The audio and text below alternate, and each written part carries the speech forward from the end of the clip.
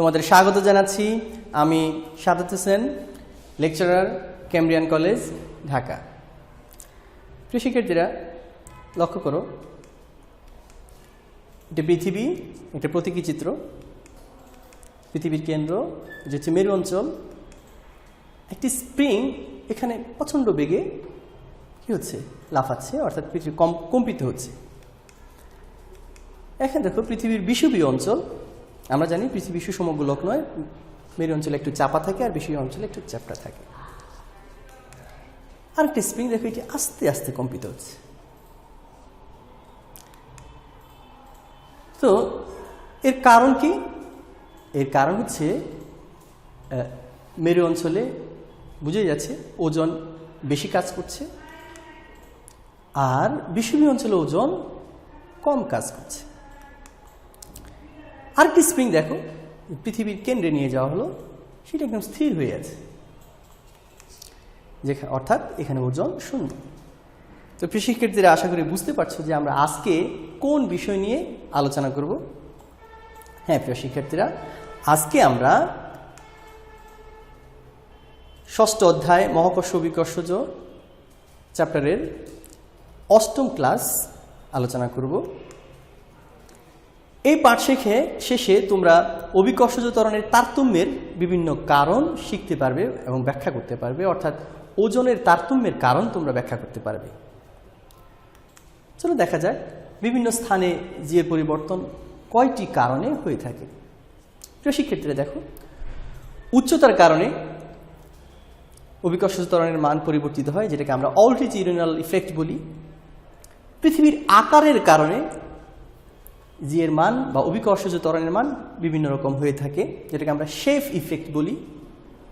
পৃথিবীর ঘূর্ণনের কারণে অভিকর্ষজ ত্বরণের মান পরিবর্তিত হতে পারে, যেটাকে আমরা বলি পৃথিবীর রোটেশনাল ইফেক্ট। আমরা ধারাবাহিকভাবে একটি একটি করে আলোচনা করব। প্রিয় শিক্ষার্থীরা দেখো, পৃথিবীর কেন্দ্র থেকে পৃষ্ঠ পর্যন্ত যদি আমরা ব্যাসার্ধ আর ধরি, তাহলে পৃষ্ঠ থেকে উচ্চতায়, অর্থাৎ ভূপৃষ্ঠ থেকে আমরা যতই উপরের দিকে যাব দেখা যায় যে অভিকর্ষজ ত্বরণের মান পরিবর্তিত হচ্ছে। এখন এই পরিবর্তনের কারণটাকে যদি আমরা দেখি, মহাকর্ষ সূত্রের সাহায্যে যদি আমরা একটু সহায়তা নিই, তাহলে আমরা দেখব যে আমরা কি জানি। আমরা জানি g equal to GM by R square. এখন যদি পৃথিবী থেকে আমরা ভূপৃষ্ঠ থেকে এইচ উচ্চতায় উঠি, তাহলে স্বাভাবিকভাবে GM by R plus H whole square হবে, তাই না? তাহলে আমরা এই দুইটাকে, এটাকে 1 নং সমীকরণ এবং এটাকে যদি আমরা 2 নং সমীকরণ দেখি, তাহলে কি পাচ্ছি? জি প্রাইম বাই জি, অর্থাৎ 2 নং সমীকরণকে যদি আমরা 1 নং সমীকরণ দিয়ে ভাগ করি, তাহলে আমরা পাচ্ছি r plus h by r whole square. তাহলে এটাকে আমরা যদি ভাঙাই, এখানে একটু রেকটিফিকেশন আছে, সরি।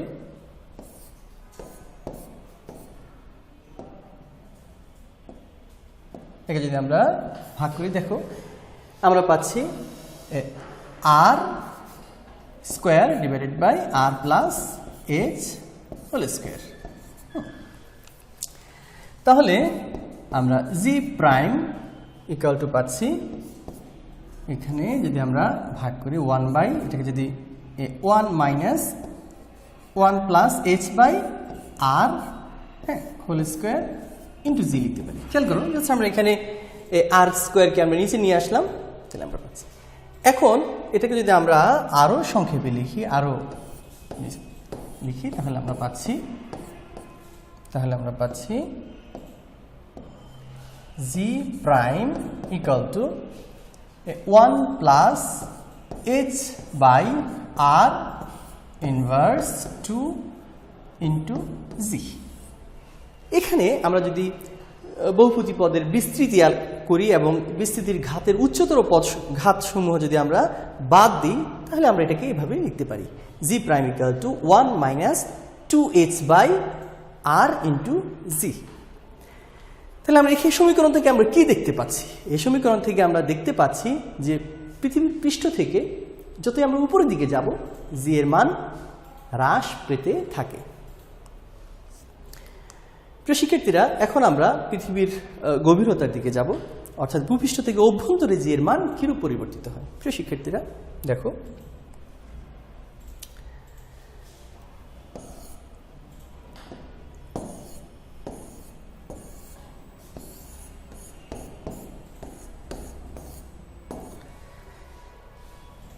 লক্ষ্য করো এখানে g prime equal to 4/3 phi rho g into r minus h. হ্যাঁ, আমরা যদি দেখি জি ইকুয়াল টু, আমরা যদি দেখি, আমরা জানি g equal two gm/r square. তো পৃথিবীর বা কোনো বস্তুর ভর এর সাথে ঘনত্বের সম্পর্ক হচ্ছে রো ইকুয়াল টু m/v। তাহলে এখানে আমরা লিখতে পারি m equal to rho into V equal to rho into পৃথিবীর ব্যাসার্ধ যদি হয় r, তাহলে 4/3 পাই r কিউব। তাহলে আমরা এখানে সমীকরণ থেকে কি লিখতে পারছি? g/r square into rho into 4/3 pi r cube, বা 4/3 পাই রো জি আর। তাহলে আমরা এই জিনিসটি লিখতে পারি। ঠিক একইভাবে আমরা যদি ভূপৃষ্ঠ থেকে h গভীরতায় যাই তখন আমরা কি লিখতে পারি? ভূপৃষ্ঠ যদি আমরা h গভীরতায় যাই তখন আমরা এই সমীকরণটাকে লিখতে পারি g prime equal to 4/3 pi rho g into r minus H.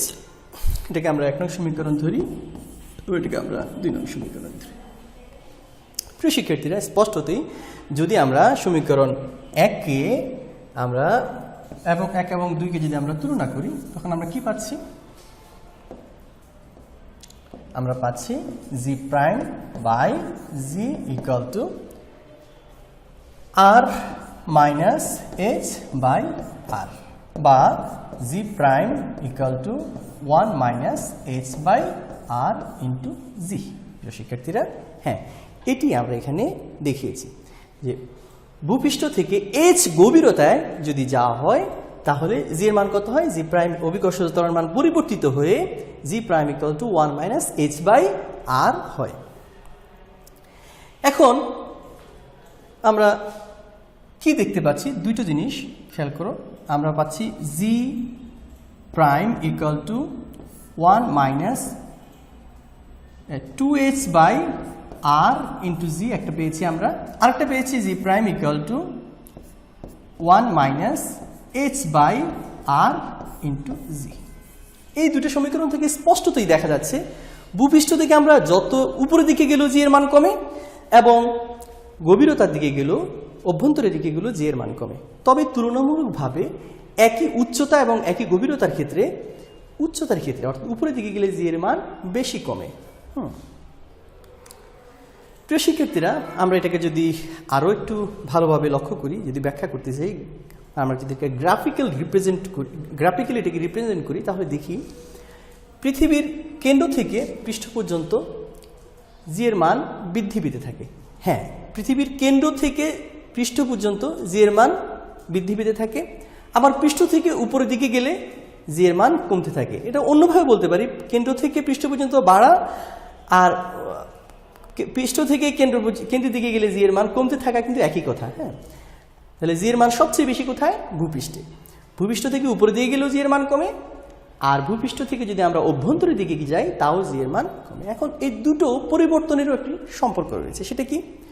যদি আমরা কেন্দ্র থেকে যদি আমরা পৃষ্ঠ পর্যন্ত যাই তখন জি এর মান কেন্দ্র থেকে পৃষ্ঠ পর্যন্ত জি এর মান সমানুপাতিক হারে পরিবর্তিত হয়, যেটা আমরা একটু আগে দেখেছি। G equal to 4/3 pi rho g into r, এটা আমরা দেখেছি। হ্যাঁ, প্রিয় শিক্ষার্থীরা, তো এই ক্ষেত্রে আমরা দেখেছি যে জি এর মান এটাকে আমরা যদি আর মাইনাস এইচ গভীরতার ক্ষেত্রে দেখি, সেক্ষেত্রে আমরা দেখতে পাই যে জি সমানুপাতিক আর মাইনাস এইচ। হ্যাঁ, তো এখানে জি এর মান কেন্দ্র থেকে গভীরতা পর্যন্ত জি এর মান সমানুপাতিক হারে বৃদ্ধি পায়। এখানে যদি আমরা এটাকে যদি ডিস্টেন্স ডি ধরি, এখন পৃষ্ঠ থেকে উপরের দিকে জি এর মান কিভাবে পরিবর্তিত হয় সেটা আমরা দেখেছি। G equal to G M by R square, অর্থাৎ বর্গের ব্যস্তানুপাতিক হারে এটি পরিবর্তিত হয়।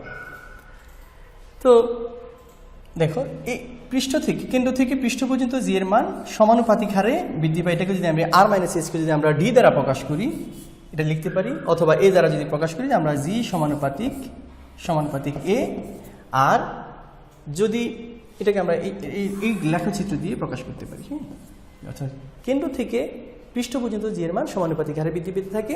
আর এই সমীকরণ থেকে আমরা দেখতে পাচ্ছি g equal to G M by R plus H whole square. এটাকে আর প্লাস এইচকে যদি আমরা দিয়ে প্রকাশ করি, তাহলে আমরা পাচ্ছি G M by A square বা জি সমানুপাতিক 1/a স্কোয়ার, 1/a স্কোয়ার, অর্থাৎ বর্গের ব্যস্তানুপাতিক হারে এটা কমতে থাকে। জি 1/a স্কোয়ার। আর এখানে আমরা পাচ্ছি জি সমানুপাতিক এ। এখন প্রিয় শিক্ষার্থীরা, আমরা আকার ক্রিয়া নিয়ে আলোচনা করব। আমরা জানি পৃথিবী একটি ঘূর্ণন অক্ষকে কেন্দ্র করে নিয়মিত আবর্তিত হচ্ছে। তো এখানে আমরা দেখতে পাচ্ছি যে মেরু অঞ্চল, যদি আমরা দেখি পৃথিবীর ঘূর্ণন অক্ষ দেখানো হচ্ছে সুমেরু বৃত্ত, হ্যাঁ, বিষুবীয় রেখা, এই রেখাগুলো বিষুবীয় রেখা, বিভিন্ন অঞ্চল আমরা দেখতে পাচ্ছি। তো বাস্তবে আমাদের পৃথিবী কিন্তু ঠিক মানে এরকম, যদি আমরা এটাকে যদি আমরা জ্যামিতিকভাবে ব্যাখ্যা করতে যাই, পুরোপুরি সুষম গোলক নয়। হ্যাঁ, এর মেরু অঞ্চলে সে কিছুটা চাপা, আর বিষুবীয় অঞ্চলে কিছুটা প্রশস্ত। তো যদি আমরা এটাকে এভাবে দেখি, জি ইকুয়ালটা আমরা লিখতে পারি, জি ইকুয়ালটা আমরা জানি জি ইকুয়ালটা হচ্ছে G M by R square. তাহলে যেহেতু পৃথিবীর একটি সুষম গোলক নয় এবং পৃথিবীর বিভিন্ন অংশে এই ব্যাসার্ধ পরিবর্তিত হচ্ছে, তাহলে আমরা কি লিখতে পারি যে জি এর মান স্বাভাবিকভাবে মেরু অঞ্চলে চাপা হওয়াতে মেরু অঞ্চলে আর এর মান কম, আর আর এর মান কম হলে এখানে কি দেখতে পাচ্ছি আমরা, আর এর মান কম হলে অভিকর্ষজ ত্বরণের মান বেশি হবে, কারণ এটি ব্যস্তানুপাতিক। জি এর মান ব্যাসার্ধের বা দূরত্বের, কেন্দ্র থেকে দূরত্বের বর্গের ব্যস্তানুপাতিক। এই জন্য মেরু অঞ্চলে জি এর মান কি হয়, বেশি হয়, এবং বিষুবীয় অঞ্চলে ব্যাসার্ধ সবচেয়ে বেশি হওয়ার কারণে বিষুবীয় অঞ্চলে জি এর মান সবচেয়ে কম হয়। ব্যাসার্ধ সর্বাধিক হওয়ার কারণে, কারণ আমরা জানি দূরত্ব যত বাড়বে অভিকর্ষজ ত্বরণের মান তত কমতে থাকবে, আর অভিকর্ষজ ত্বরণের মান যত কমতে থাকবে সেখানে ওজনও তত কমবে। এই জন্য বিষুবীয় অঞ্চলে ওজন কম আর মেরু অঞ্চলে ওজন সবচেয়ে বেশি হয়। তাহলে আমরা কি দেখতে পাচ্ছি যে পৃথিবীর কেন্দ্রে জি এর মান সবচেয়ে শূন্য, আর মেরু অঞ্চলে জি এর মান সবচেয়ে বেশি, আর বিষুবীয় অঞ্চলে সবচেয়ে কম। বিষুবীয় অঞ্চল অপেক্ষা মেরু অঞ্চলে পৃথিবীর ব্যাসার্ধ প্রায় 21 কিলোমিটার কম হয়ে থাকে। এটা একটা তোমাদের তথ্য। এবার দেখো, আমরা আলোচনা করব পৃথিবীর ঘূর্ণন ক্রিয়া, রোটেশনাল ইফেক্ট। দেখো, একটু আগেও তোমাদেরকে বলেছি পৃথিবী একটি অক্ষরেখাকে কেন্দ্র করে আবর্তিত হয়। তো এটাই সেই অক্ষরেখা যদি হয়ে থাকে, তাহলে এখানে দেখো কয়েকটি ইফেক্ট দেখা যায়। আমাদের পৃথিবীর যে ব্যাসার্ধ, এটাকে আর দ্বারা দেখানো হয়েছে। আর যদি আমরা দেখি, এই আর এরও দুইটা উপাংশ কাজ করে। আমরা জানি এই যদি কোনো বস্তুর ভেক্টর এর দুই উপাংশ থাকে, যখন সে একটু কোণ উৎপন্ন করে, অনির্মুখের সাথে কোণ উৎপন্ন করে, এখানে আর এর দুটো উপাংশ, এটা হচ্ছে আর কস থিটা উপাংশ আর সাইন থিটা উপাংশ। কাজকে পরবর্তীতে আমরা দেখব। যদি যে কোনো মুহূর্তে সে অক্ষরেখার সাথে ল্যামডা কোণ উৎপন্ন করে তখন কি অবস্থা তৈরি হয় চলো দেখা যাক আমরা গাণিতিকভাবে দেখি।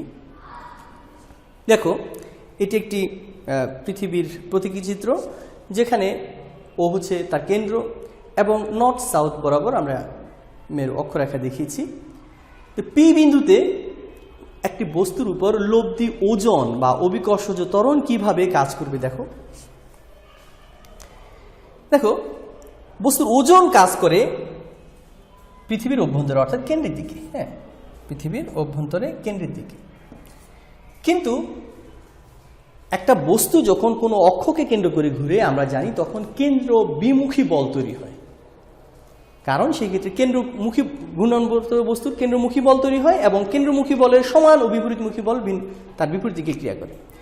ঠিক একটা পৃথিবী যখন আবর্তিত হয়, রোটেশন তার হয়ে থাকে, তখন একটি বস্তুর উপর লব্ধি ওজন যেটা কাজ করে সেটা হচ্ছে এই FC এর cos θ উপাংশ পরিমাণ কমে যায়। এ কমে যাওয়ার কারণ কি, FC এটা হচ্ছে এটি ওজন যদি দিকে কাজ করে তাহলে তার যে কেন্দ্র বিমুখী বল সেটি বাইরে কাজ করে। এই জন্য বস্তুটির উপর লব্ধি যে ওজন সেটা কিছুটা কমে যায়, অর্থাৎ ওজন থেকে আমরা এই অংশটুকু পরিমাণ কমে যাবে। আবার খেয়াল করো প্রিয় শিক্ষার্থীরা, আমার ওজন হওয়ার কথা ছিল W, যেটাকে আমরা mg দিয়ে আমরা জানি, কিন্তু কেন্দ্র বিমুখী বলের প্রভাবে তার প্রকৃত ওজন কিছুটা কি হয়ে যায়, কমে যায়। দেখো প্রিয় শিক্ষার্থীরা, বস্তুর উপর লব্ধি ওজন যদি আমরা জানি বস্তুর ভর সব জায়গায় সমান থাকে, তাহলে F ল্যামডা ইকুয়াল টু হবে m ইন্টু জি ল্যামডা, আর বস্তুর ওজন থেকে আমরা কি পাচ্ছি m into AC cos lambda. এখানে এটা কি পেলাম, এখানে আমরা জানি F equal to m a, আমরা জানি F equal to m a। তাহলে এখানে F ল্যামডা ইকুয়াল টু হবে a c। এটা কেন হচ্ছে, সরি এখানে কিন্তু FC এটা c হবে, হ্যাঁ এটা হচ্ছে কেন্দ্রমুখী ত্বরণের প্রভাবে যেটা হয়েছে।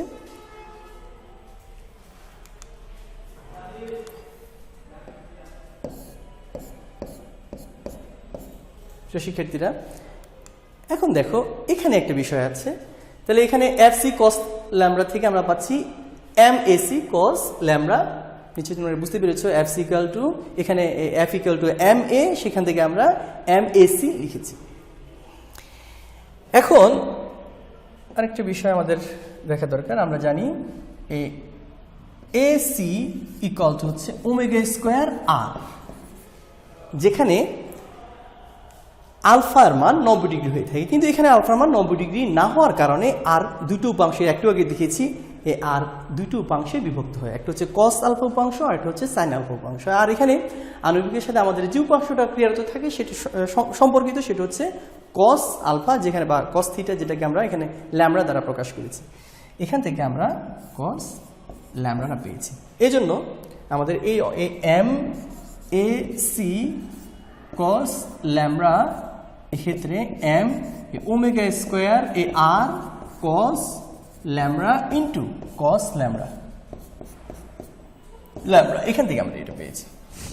তাহলে প্রিয় শিক্ষার্থীরা, আমরা কি দেখতে পাচ্ছি যে পৃথিবীর ঘূর্ণনের কারণেও একটি বস্তুর উপর ক্রিয়াশীল অভিকর্ষজ ত্বরণের মান বা অভিকর্ষজ বলের মান কম হয়ে থাকে। তো প্রিয় শিক্ষার্থীরা লক্ষ্য করো, আমরা একটা গাণিতিক সমস্যা দেখছি যে এখানে 3টি পয়েন্ট আজকে আমরা যা আলোচনা করেছি এগুলো সমন্বয়ে আমরা দেখানোর চেষ্টা করবো অ্যাট এ গ্ল্যান্স। যে এখানে একটি পৃথিবীর ভর বা একটা গ্রহের ভর দেখানো হয়েছে। গ্রহের ভর 6.4 × 10⁻²৪, তার ব্যাসার্ধ 6400 কিলোমিটার। এখানে ABCD 4টি বিন্দুতে আমরা অভিকর্ষজ ত্বরণ নির্ণয় করব। দেখো প্রথমটির জন্য আমরা স্বাভাবিকভাবে আমরা যা শিখেছি আমরা দেখব সেখান থেকে পৃথিবী থেকে h উচ্চতার ক্ষেত্রে আমরা দেখেছি কি যে এর মান পরিবর্তিত হয় কিরকম, g prime equal two g into 1 - 2h/r। তাহলে আমরা ক এর সমাধান পেয়ে যাচ্ছি ভূপৃষ্ঠ থেকে এইচ উচ্চতার ক্ষেত্রে জি এর মান ক না, এটা হচ্ছে এইচ উচ্চতার ক্ষেত্রে আমরা এখানে এ বিন্দু হবে। আমরা যদি কয়ের সমাধান করতে চাই, একটু রেকটিফাই করছি, এটা পরেরটা হবে। ভূপৃষ্ঠ থেকে যদি আমরা এই বি বিন্দুতে অভিকর্ষজ ত্বরণ নির্ণয় করতে চাই, তাহলে আমরা অভিকর্ষজ ত্বরণের সূত্র কি জানি? অভিকর্ষজ ত্বরণের সূত্র হচ্ছে G=GM/r²। সিম্পল সূত্র দিয়ে আমরা এই গ্রহটির অভিকর্ষজ ত্বরণ নির্ণয় করতে পারছি। তাহলে কি হবে? এখানে আমরা যদি মান বসাই, জি সার্বজনীন মহাকর্ষীয় ধ্রুবক, সেটা তোমরা জানো 6.673 × 10⁻11 newton metre square kg inverse 2, আর ভর দেওয়া আছে 6.4 × 10⁻24 কেজি। আর পৃথিবীর ব্যাসার্ধ 6400 কিলোমিটার। এটাকে যদি আমরা লিখি 6400 ×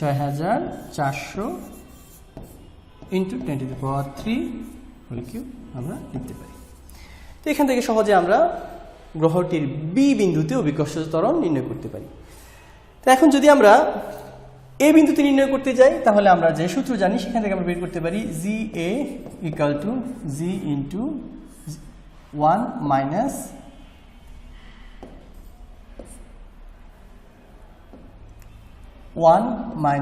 2h/r। এই সূত্র প্রয়োগ করে আমরা নির্ণয় করতে পারি। তাহলে সি বিন্দু যদি আমরা নির্ণয় করি, তাহলে কি হবে? তাহলে C = আমরা যে সূত্রটা জানি সেটা হচ্ছে G × 1 - h/r। আর যদি আমরা ডি বিন্দুতে নির্ণয় করতে যাই, তাহলে G⍴ = G - ω²r cos²λ। কৃষিক্ষেত্রে এখানে প্রত্যেকটি মান আমাদের দেওয়া আছে। এখানে ল্যামডার মান হচ্ছে 48 ডিগ্রি, আর এর মান দেওয়া আছে, এম এর মান দেওয়া আছে। তাহলে আমরা আজকে যা অধ্যয়ন করেছি, একটি সমীকরণের একটি গাণিতিক সমস্যার মাধ্যমে আমরা সবগুলো এখানে চর্চা করতে পারবো ইনশাল্লাহ। প্রিয় শিক্ষার্থীরা, আজকে আমরা আমাদের ক্লাসের একেবারে দ্বার প্রান্তে এসে পৌঁছেছি। তাহলে একটু যাচাই করা যাক, অভিকর্ষজ ত্বরণের মান সবচেয়ে বেশি কোথায় হয়? তাহলে অভিকর্ষজ ত্বরণের মান সবচেয়ে বেশি হয় ভূপৃষ্ঠে। ভূপৃষ্ঠের কোথায়?